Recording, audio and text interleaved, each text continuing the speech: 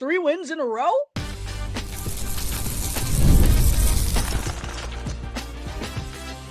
You're Locked On Blackhawks, your daily podcast on the Chicago Blackhawks, part of the Locked On Podcast Network, your team every day. How we doing, Blackhawks fans? Welcome back to another episode of Locked On Blackhawks, part of the Locked On Podcast Network, your team every day. Per usual, a quick reminder to go hit that like button. Jump in the comment section down below as well. Mailbag Monday, of course, right around the corner. So hit me with your Blackhawks related question if you're watching this on YouTube. If you're tuning in through Apple Podcasts or on Spotify, you can drop your question in the review section, preferably along with a 5-star rating. Those are always great. And make sure that you're subscribed to Locked On Blackhawks on YouTube as well if you're someone who's just stumbled upon the show for the first time, or even if you're someone who's just forgotten to hit that subscribe button along the way. Please make sure you subscribe to the channel. 100% free, won't cost you anything, and really does help yours truly out tremendously. And also got to give a quick shout out to today's sponsor, which is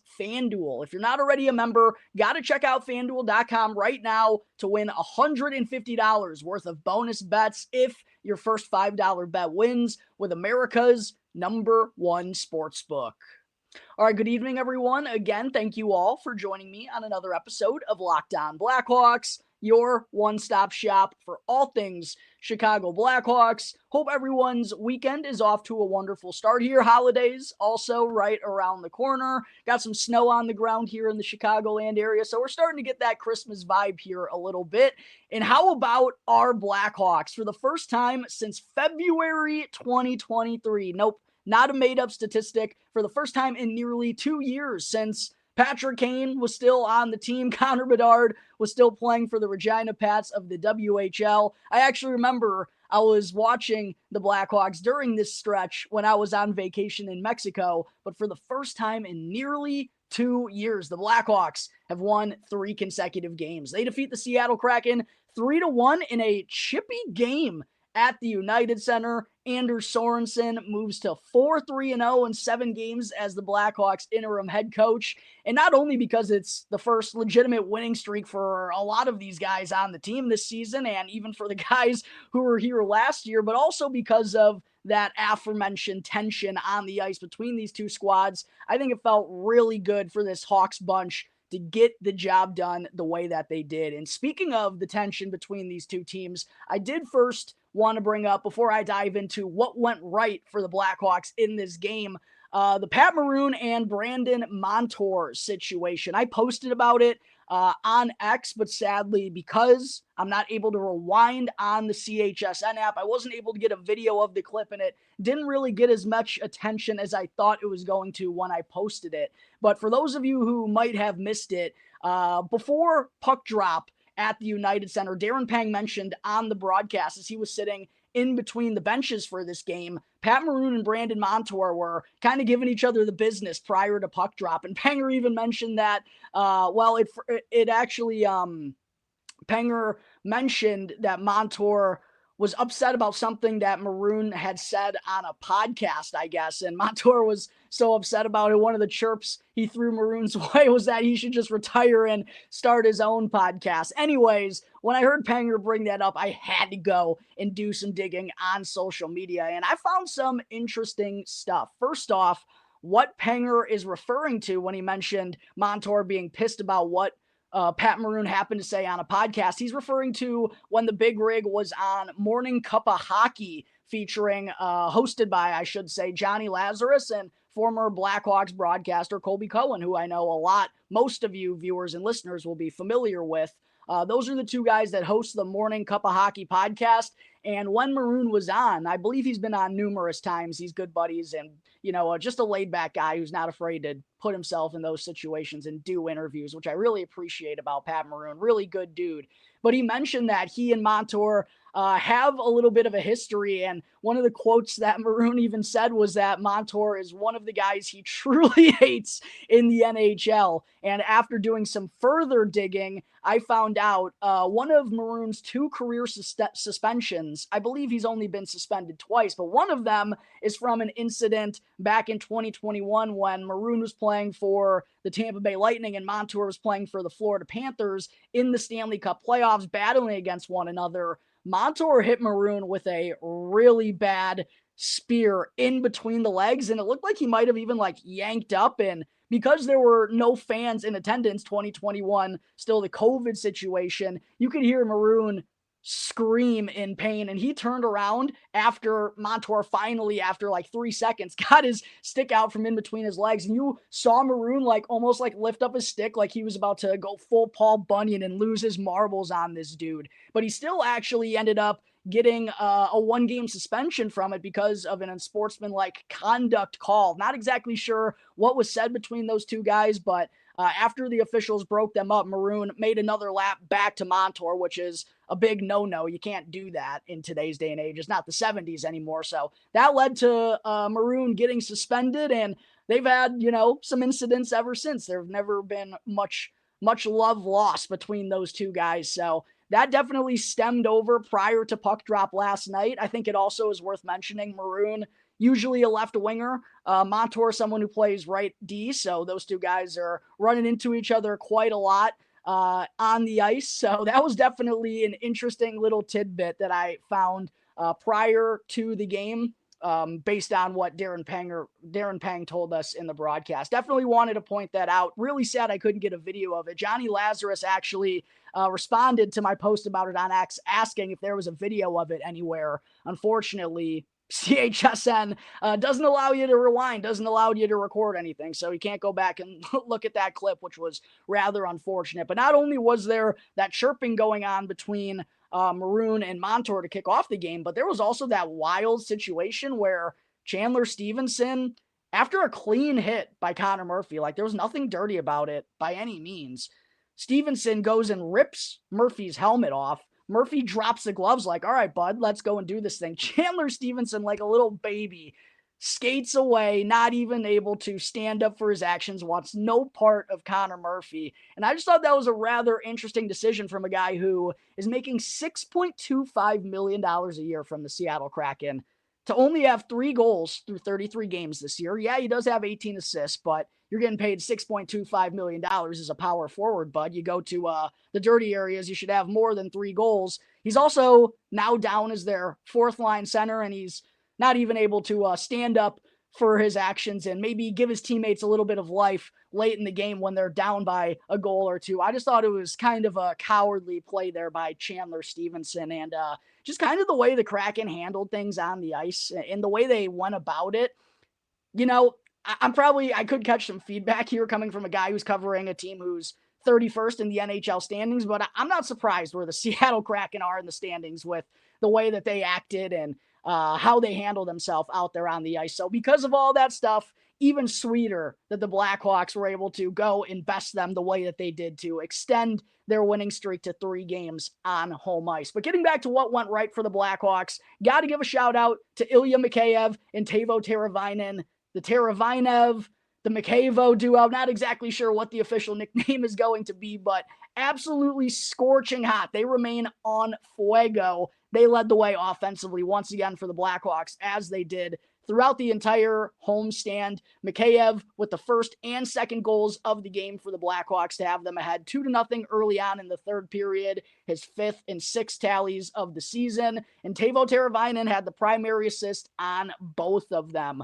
And Mikheyev easily could have had his first career hat trick in this game, by the way, I should add, as he missed an absolutely yawning cage in the opening couple of minutes, but still a really, really nice performance from him. 4 shots on goal, +2 in 16 minutes, along with 2 more points. That gives him 4 goals over his past 3 games. Really good drive to the net on his first goal. Got kind of a fortunate break as the puck bounced off of his knee, but you go to the dangerous areas consistently, good things are going to happen to you. Good feed by Teravainen as well from the right dot. And then nice finish off the rush by Mikheyev in transition as well for his second goal of the game. Teravainen, 2 primary assists, gives him 8 points total over his last 3 contests. Mikheyev has 8 points over his last 12. Those two on absolute fire, and it's been a lot of fun watching them work together. Also got to give a shout out to Nolan Allan for picking one heck of a time to score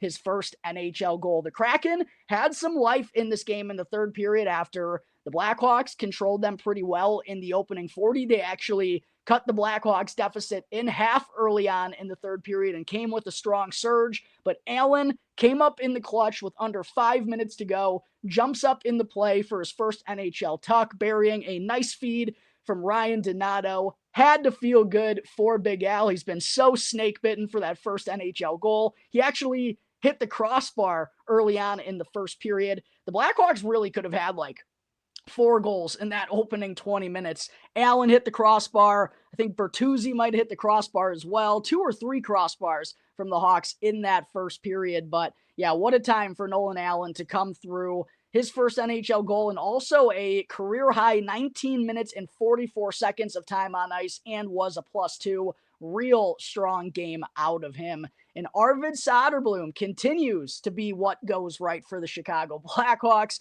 playing like a stud, playing like a brand new man compared to what we saw last year. And again, I think this is just another good reminder of why you have to remain patient with young goaltenders. Arvid Soderblom is still only 25 years old, and had the Blackhawks not dealt with a ton of injuries in the goaltender position these last 2 years, this could have even been his first like real NHL stint this year. Kid was forced upon to the scene as a 23, 24-year-old one. He clearly wasn't ready, was in over his head. But despite looking as poor and as uncomfortable as he did last year, I mean, there were people who were ready to completely cast him aside, say he'll never be an NHL goaltender. A guy who looked that bad is still able to turn it around in a year's time and now have a top 13 save percentage in the entire NHL. A lot of credit to Arvid Soderblom. Stopped 27 of the 28 shots that he faced. Really wish we could have got him that shutout there, though, last night for his first one. He was that good. He was deserving of a shutout, but he's now won 4 of his last 5 starts, 5.71 on the year with a 2.56 goals against average and 913 save percentage. As I mentioned, top 13 in the NHL in that category. And because of his strong play, Anders Sorensen mentioned after the game that even with Peter Mrazek officially returning from injured reserve, going to get the start tomorrow in Calgary, it's now looking like this is going to be more of a 1A, 1B tandem situation for the Blackhawks in that. And with Soderblom continuing to play well, that's just another wrinkle into the what will they do with him situation whenever Laurent Brossoit is able to return. We still don't know exactly when that's going to be, and quite honestly, with all of the delays and setbacks, who knows if it's even going to be this season, especially with Arvid Soderblom playing this well. But with Soderblom now having over 60 games, again, he's not waivers exempt. He'll have to go through waivers in order to get sent to Rockford now. And with the numbers he's putting up this year, I find it real hard to believe that another club, there's not, one of those other 31 teams would be willing to take a chance on him in waivers, I firmly believe. So that's going to put the Blackhawks in a little bit of a pickle, but I guess ultimately it's a good problem to have, because the only reason we're having it is because Arvid Soderblom is playing truly like one of the best goaltenders in the NHL this year. A statement I don't think any Blackhawks fan from this time last year would think I would be saying. Also, I think the biggest thing just altogether, not only from this win we saw from the Blackhawks last night, but in their 7 games since Anders Sorensen has taken over, they're just playing a winning style of hockey.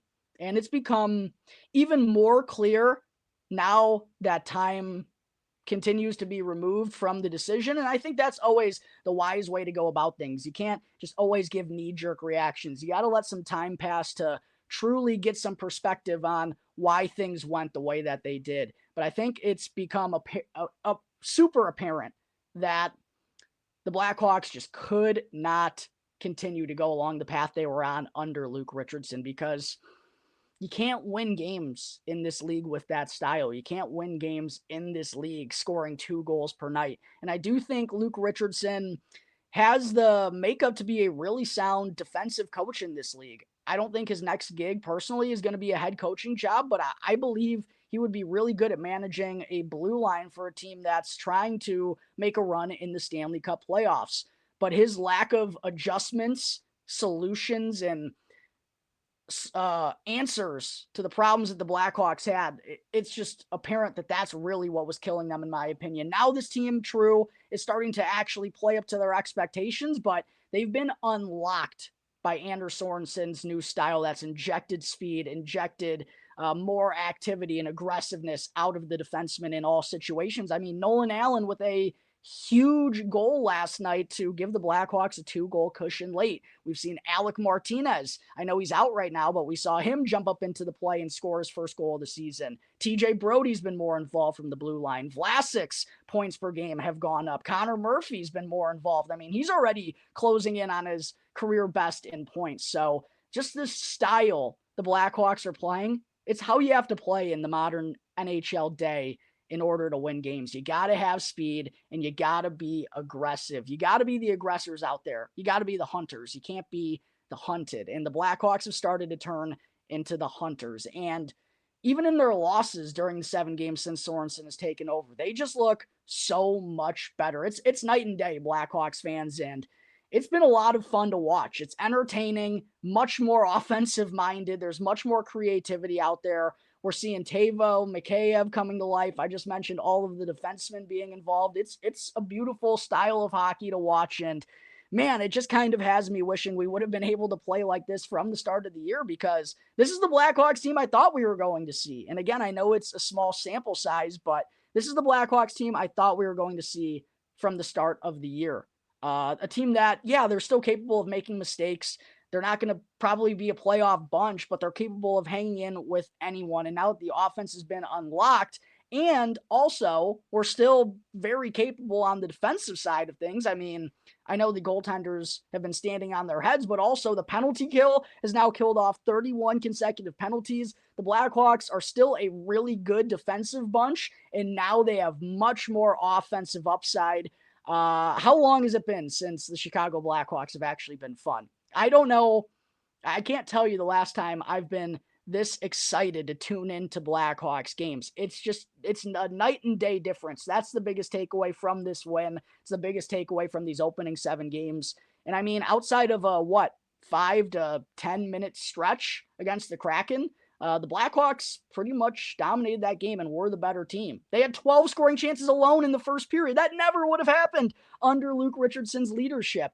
It was one of their best games of the season, and that's a theme that I've said probably 3 times now in these opening 7 games since Anders Sorensen has taken over. So it just feels like a new Chicago Blackhawks team. There's energy and, oh my gosh, the locker room, like especially the guys who have been here for 2 years and understood how brutal it was last year. They're so appreciative of this winning streak. And I forget actually who said it, but I saw a quote from one of the Blackhawks players saying, like, it's incredible how much winning changes your mood and your emotions. And I'm really happy for this team that they were able to get it done in such a chippy game where I thought the Seattle Kraken kind of handled themselves like babies. But there are my thoughts from the Blackhawks accomplishing a 3rd consecutive victory for the first time in nearly 2 years. Coming up in just a moment, Blackhawks fans, I'll talk about why I don't agree but do understand with Wyatt Kaiser being reassigned to the Rockford Ice Hogs.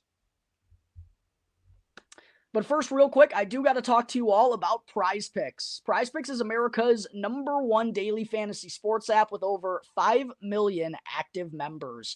And Prize Picks is the easiest and most exciting way for you to play daily fantasy sports, because all you have to do is simply pick more or less on 2 to 6 player stat projections and watch the winnings roll in. Do you think Connor Bedard is going to score more than 0.5 goals tomorrow in Calgary against the Flames? Or how about Ilya Mikheyev to score more than 0.5 points? He's been red hot. I think that's a pretty good line. You and your crew can now cook up hot takes and win real money this hockey season when you run your game with Prize Picks. And one thing I really do enjoy about Prize Picks is it's the only real daily fantasy platform with an injury insurance policy so that your lineups stay in play even if one of your players were to get injured. So make sure to go and download the Prize Picks app and use the code LOCKEDONNHL in all caps to get $50 instantly when you play your first $5 lineup. Again, that's the code LOCKEDONNHL in all caps when you download Prize Picks to get $50 when you put $5 down. Prize Picks, run your game. I also got to talk to you all about Select Quote, the World Series, the Super Bowl, the Olympics. The world's top athletes get to play in these top-level sporting events thanks to one thing: teamwork. And teamwork can also protect your financial legacy and your family's future. Select Quote's licensed insurance agents are the perfect teammates when shopping for customized, affordable life insurance. They can help you find the right policy to keep your financial legacy safely in your family's end zone. And in sports, winning is everything. That's why you always need a good strategy to keep you moving towards the goalposts. Winning strategies in life are just as important, and that's why on my team, I have life insurance through Select Quote to protect my legacy and my family's financial future. So get the right life insurance for you for less at selectquote.com/LockedOnNHL. Again, go to selectquote.com/LockedOnNHL today to get started. Back here on the Locked On Blackhawks podcast, part of the Locked On Podcast Network, your team every day. Just want to say thank you again to everyone for making Locked On Blackhawks your very first listen here to start off your day. Now for your second listen, make sure to check out the Locked On Fantasy Hockey podcast so that you can become a fantasy hockey expert and get the edge over your league mates with daily tips from Steal and Flip. And you can find Locked On Fantasy Hockey right now on YouTube or wherever you may be listening to your podcast. Part of the Locked On Podcast Network, your team every day. Segment 2. Curious move made by the Blackhawks here earlier this afternoon is they elected to send Wyatt Kaiser down to the Rockford Ice Hogs of the AHL. Kaiser, of course, has been healthy scratched the last 3 games, all 3 of which have led to Blackhawks victories. Anders Sorensen has not shaken up the lineup, and Kaiser has now been sent to the Ice Hogs because of it after, a poor decision and turnover. Both weren't ideal. The decision was a bad one, and then the execution was really poor. Really bad giveaway in the third period last weekend in New Jersey that led to the game-winning goal for the Devils. He was benched the rest of the way after that and hasn't seen the ice ever since. That decision alone, as I've mentioned on the show, wasn't one that I agreed with whatsoever. I really thought Kaiser, especially if you're going to be preaching this accountability lesson, I know TJ Brody has been better, but he continues to be a liability defensively. And quite honestly, before I got this news of Wyatt Kaiser being sent to Rockford, I was going to talk about how Louis Crevier last night had 2 penalties. And yeah, he's okay defensively, but I still think the Blackhawks were better serviced with Wyatt Kaiser, who was having to play his offside, by the way, on the top pairing along with Alex Vlasic. I thought they were better off with those 2 on the same pairing leading the way than the Blackhawks have been with Vlasic and Crevier, despite the team winning 3 games in a row. And as I've mentioned on the show previously, I really do think with this new style of play that the Blackhawks have gone with since Sorensen has taken over, that's really going to start unlocking more of Kaiser's offense. He's been limited to just 1 assist through, I think, 28 games, 29 games, maybe 28. Not exactly sure how many he's played with, but I do know he only has 1 point, and I think there are better days for him coming offensively because of this Blackhawks style of play. So I didn't really agree with him consistently being out of the lineup. I was actually really going to come on the show and talk about how I would like to see him in there despite the team winning once again tomorrow against the Calgary Flames. But of course, we know that is not going to happen. And while, again, I don't agree with Kaiser being the one sent to Rockford, I would have sent Louis Crevier down there personally, but it is one that I do understand because Kaiser hasn't played 3 games in a row. They would much rather have him in game action, getting game reps with the Rockford Ice Hogs than consistently watching from the press box and serving as the 7th defenseman. That isn't a good spot for him. And I think it's also an indicator that Seth Jones is going to return to the Blackhawks lineup on Saturday. Peter Mrazek was officially activated off injured reserve earlier in the week. Jones hasn't officially been activated yet, but it sure sounds like he's trending in that direction to make his return to the lineup. Jones has been out for over a month. He's missed 16 games and hasn't played since November 14th in Seattle due to a right foot injury that stemmed from him blocking a shot. But we have seen him participating in practice over the last week or so, took part in practice earlier this morning before the Blackhawks head out to Calgary. So yeah, all signs are pointing towards Seth Jones returning to the lineup tomorrow, and that is going to be a major boost for this team, this Blackhawks team that's starting to find their stride seemingly. So with Seth Jones making his return, and also I know Alec Martinez is on injured reserve at this point in time, but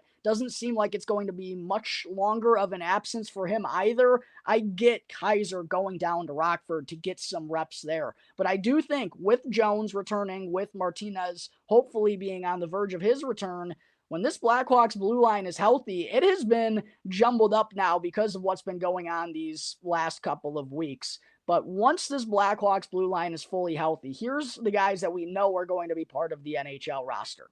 Seth Jones, obviously, Alex Vlasic, Connor Murphy, Alec Martinez. I know TJ Brody's been poor, but he's still going to be part of the NHL roster.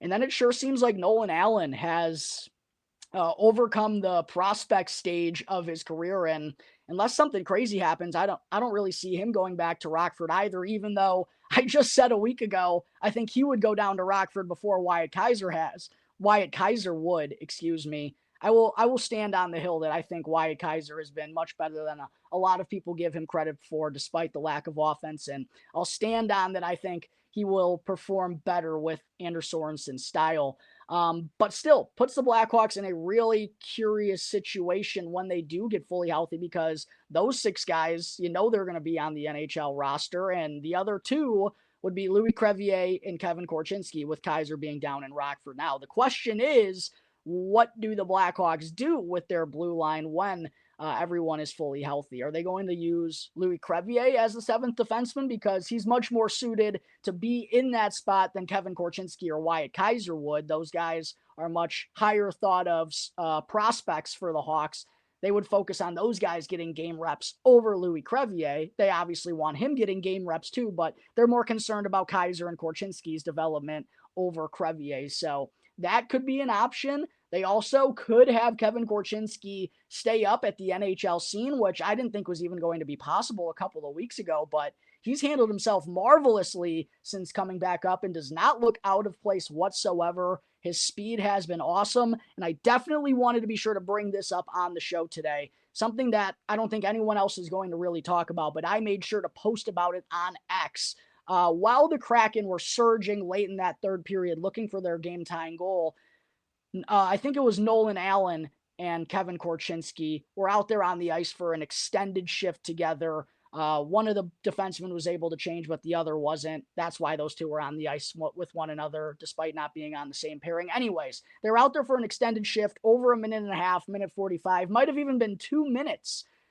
And what happens towards the end of it? Kevin Korchinski recognizes that the Blackhawks have an opportunity going the other direction. He puts his head down and busts his rear end up ice. He never winds up touching the puck, but I actually thought Teuvo Teravainen was potentially going to throw him a little bit of a saucer pass backdoor, because it looked like he had a step on his defender. But what winds up happening is Teuvo fumbles the puck for a minute, but he sticks with it, picks his head up, and finds Ilya Mikheyev. It's a 3-on-3 rush for the Blackhawks because Kevin Korchinski hustled up ice and took a defender away off of him in transition. That allowed Ilya Mikheyev to get that shot off, winds up being the game-winning goal in this game. So I know that's something that isn't going to really get talked about, but that type of effort, that type of hustle, and also those types of wheels that allow him to get up the ice in that situation, that's everything that I thought Kevin Korchinski was going to be.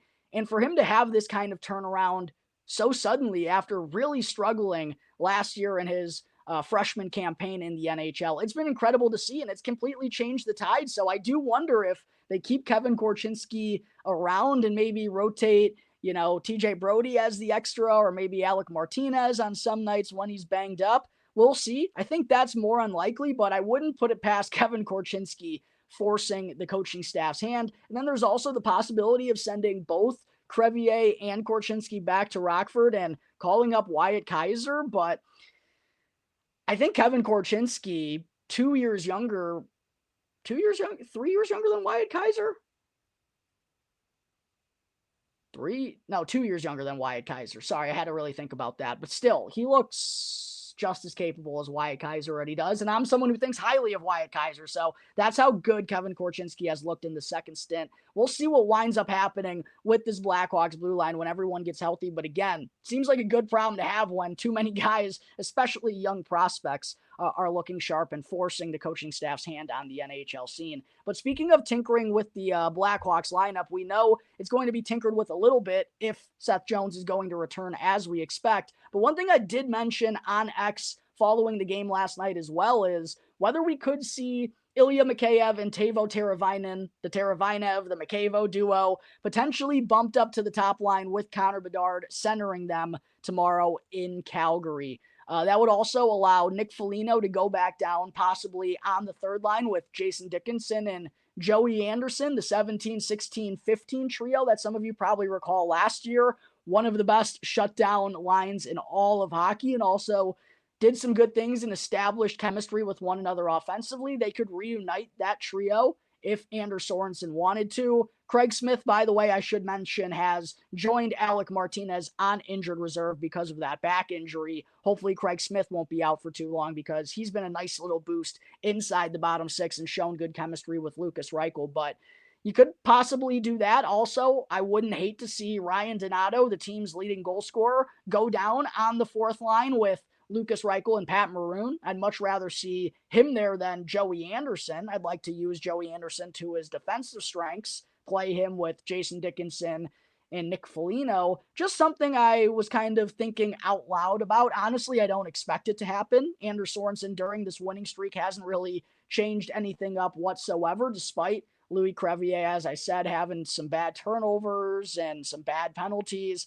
He's elected to keep Wyatt Kaiser as a healthy scratch, which hasn't been a decision I necessarily agree with, but I'm kind of splitting hairs there. I've been really happy with Anders Sorensen, of course. So we'll see if he winds up changing things. Again, I don't expect it to be the case, but something to look out for when the Blackhawks hit the ice and go through line rushes during their pregame warm-up. But there are my thoughts on the decision to send Wyatt Kaiser to Rockford and Seth Jones likely returning off injured reserve tomorrow. Coming up in just a moment, before I wrap up today's episode, I'll get into some World Juniors updates about the United States. Real quick, though, I do got to talk to you all about the fine folks over at FanDuel. Get ready to tackle the NFL action in the second half of the regular season with FanDuel, America's #1 sports book. Because right now, new customers can bet $5 and win $150 in bonus bets if that first $5 bet wins. And the FanDuel Sportsbook app gives you everything you need to place live bets on the NFL all in one place. So when you get a hunch in the middle of the game, you can check out the latest stats, view live play-by-play, and so much more on the same page where you also happen to place your bets. Chicago Bears just down so bad. I can't even recommend to go and bet on them. The thing I would do is I'd recommend to just fade them week in and week out the rest of the way because Lord knows the schedule isn't getting any easier. If you want to go ahead with that strategy and fade the Chicago Bears the rest of the way, I think that's honestly the smart decision. Be sure to check out FanDuel.com right now to win $150 worth of bonus bets if your first $5 bet cashes. So never waste a hunch and make every moment more with FanDuel, an official sportsbook partner of the National Football League. Segment 3, AJ Spellacy, Oliver Moore, and Yuri Felchman, I believe, are the only Blackhawks prospects who received invites to World Juniors camps. By the way, World Juniors set to kick off just 6 days from now, the day after Christmas, December 26th, in Ottawa, Ontario, Canada. One of the best times of the entire year. Unfortunately, though, looks like there's only going to be 2 of those 3 Blackhawks prospects actually taking part in the tournament, as AJ Spellacy was among the final cuts for the United States roster on Thursday afternoon, along with EJ Emery, first-round pick from this year's draft, someone that I actually thought the Blackhawks were possibly trading back into the first round to pick up. another teammate of Sasha Boisvert, by the way, at North Dakota. Blake Fiddler and Chris Pelosi were also among the final cuts for the United States. Interestingly enough, I wasn't even really aware of this, but I was reading in the comment section, some people thought EJ Emery was cut off of this team as kind of a petty move by Brett Larson and David Carl, who coach against him in college hockey. So just thought that was an interesting little tidbit there. And kind of looking at the United States blue line, I was a little surprised that EJ Emery didn't wind up on this team. But getting back to Spellacy here, should point out that with him being an 06 birthday and a member of this year's draft class, right, he is still going to be eligible to play for the United States in this tournament this time next year. And quite honestly, I was just really happy to see him receive an invite, be on the radar for the United States in this tournament.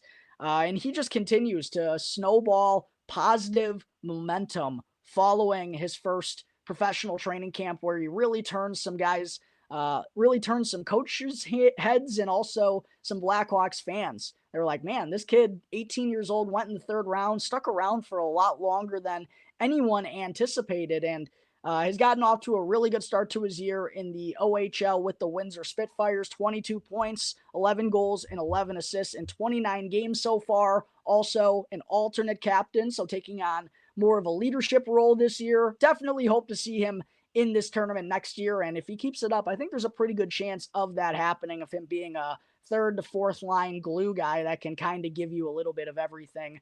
And how about the size that he has too? I'll never get over it. 6'3", 210 pounds, only 18 years old, isn't going to turn 19 until February. Just an athletic linebacker type of mold, and of course had a pretty decorated high school career playing football as well in Ohio, I believe, which is a huge football state. So tough that AJ Spellacy didn't wind up cracking this team, but better days ahead for him, I believe, and I think we'll see him donning the red, white, and blue next year. And speaking of the red, white, and blue, Oliver Moore, who won the gold medal with the red, white, and blue in this tournament last year, along with Frank Nazar, Sam Renzel, was a whole lot of fun to watch that squad.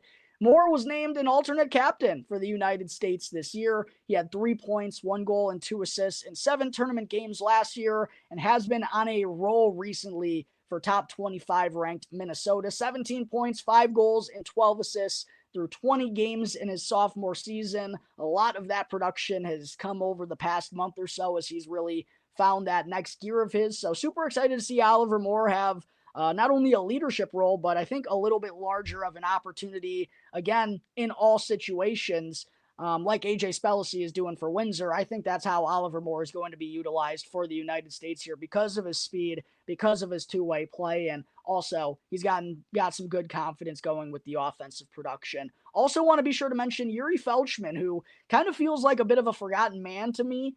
And I'm sure I'm not the only one in the Blackhawks prospect pool. He will be playing for Czechia in the tournament. He's a third-round pick from the Blackhawks back in 2023, 93rd overall. Is going to turn 20 in April, so a little bit of an older prospect, but getting some good experience over in the National League in Switzerland. 7 assists, 7 points through 26 games for the Langnau Tigers. Someone who's got some good size, 6'4", 205 pounds.